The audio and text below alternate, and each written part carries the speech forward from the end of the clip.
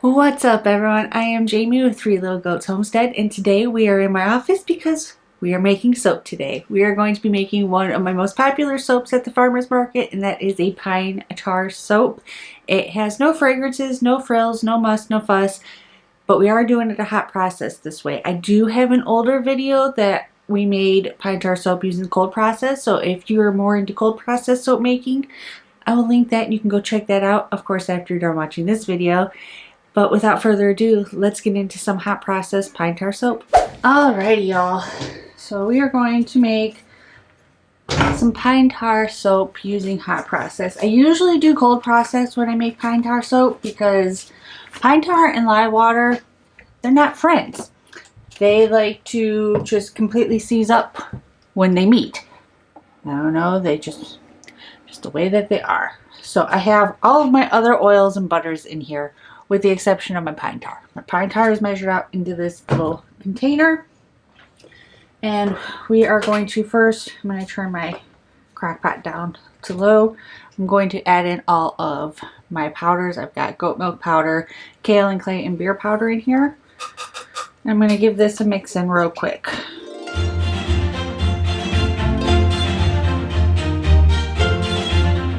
Now, just like all of my other hot process soaps, I am going to add in my lye water solution, and I am not doing any type of water discount either with this. This is all the water for the recipe. I'm going to get this added in. And we're going to get mixing on this.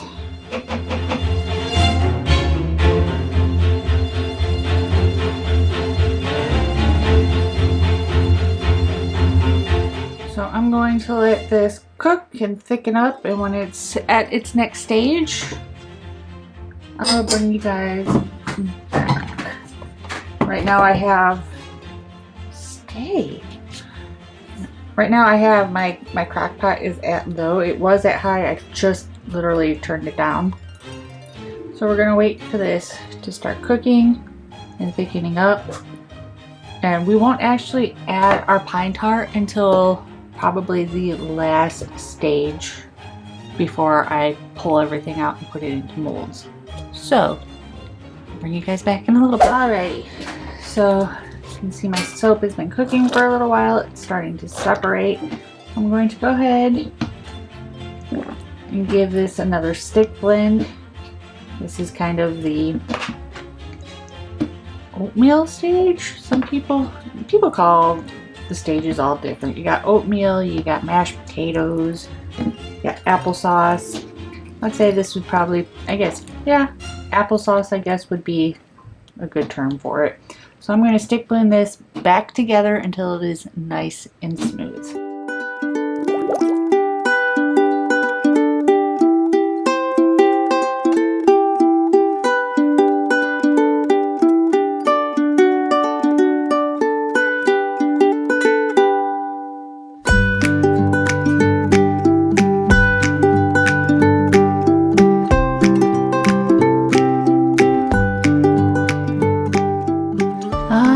She is nice and smooth. I'd love to say that means she's done, but she's not. She's gonna have to cook a little bit longer.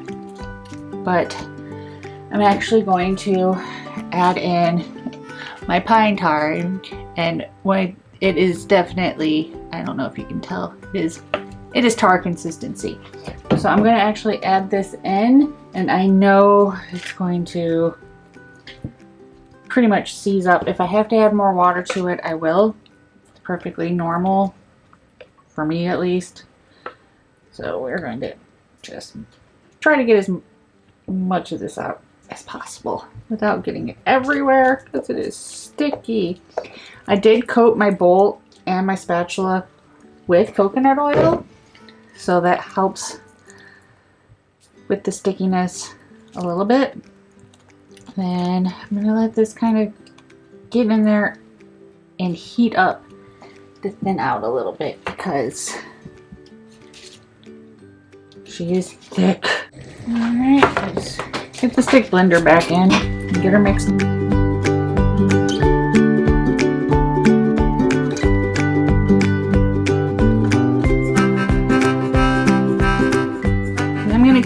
continue to mix this until it's all one consistent color. You can tell where the pine tar is because it's a lot thicker than where it hasn't mixed in. Like this is where it hasn't mixed in.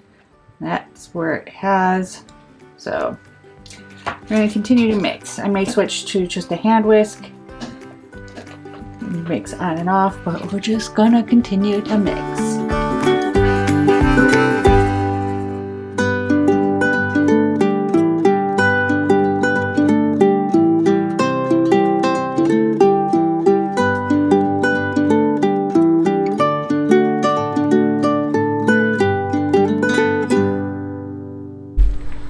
Alright, so I have been mixing for a while and we're actually starting to get where I want it to be.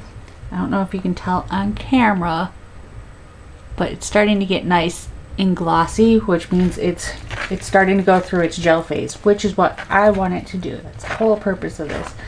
I am just trying to make sure I don't have any big, large pockets left of the pine tar. And if there's some that isn't mixed in, it's fine. I like to make sure it's as mixed as I can get it to be.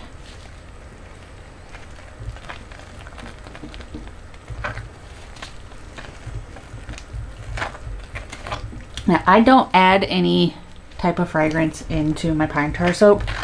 I keep it as natural as I can get it, just because people buy my pine tar soap for skin conditions, and I find if you have certain skin conditions or are really sensitive, even essential oils can aggravate them. So we keep it fragrance free for the pine tar. And while pine tar itself has a very distinct scent, when it's in soap it doesn't seem to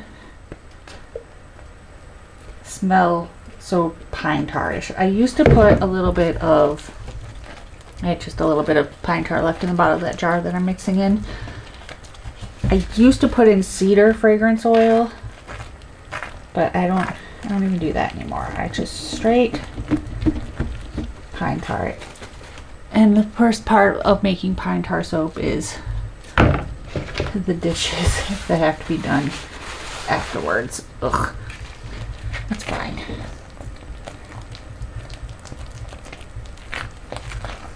Alright, I think we are almost ready to put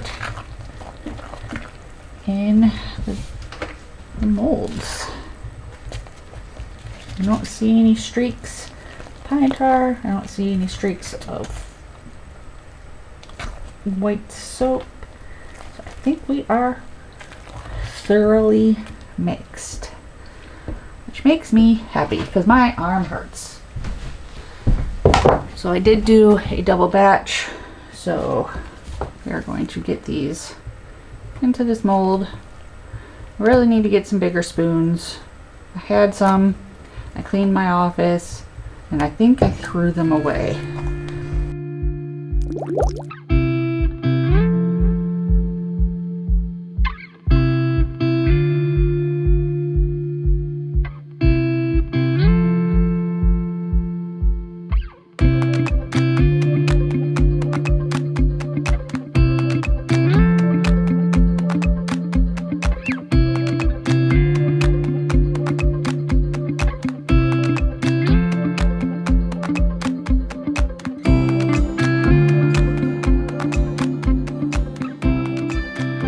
Now, if you do want to make some pine tar soap, but you don't want to do hot process, you want to stick to just the cold process, I do have a very older video of me making pine tar soap using the cold process. I will link that. I also have a blog post specifically about pine tar and why it's so great for your skin, and that will be down in the description box as well.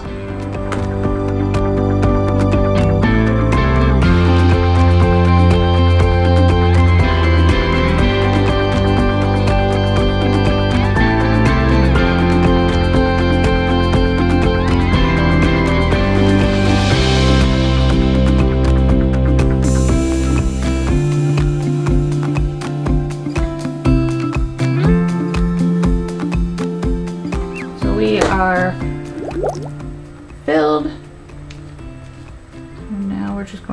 these guys harden. And well, it did make a mess, but I did make a giant mess today. So I will bring you guys back when they are, I got pine tar stuck to my hand, when they are ready to be cut.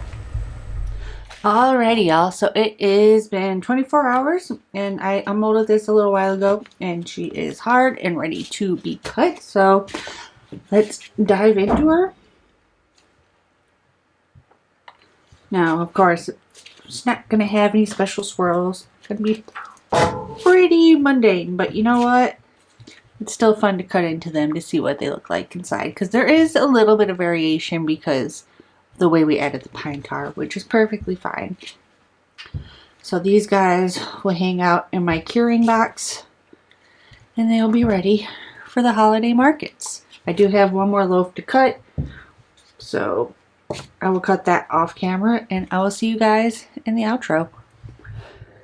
Alright, y'all, so if you like this video, be sure to give it a big thumbs up, and if you haven't already, hit that subscribe button. We put out new videos every Monday, Wednesday, and Friday, and we'll see you guys in the next one. Bye!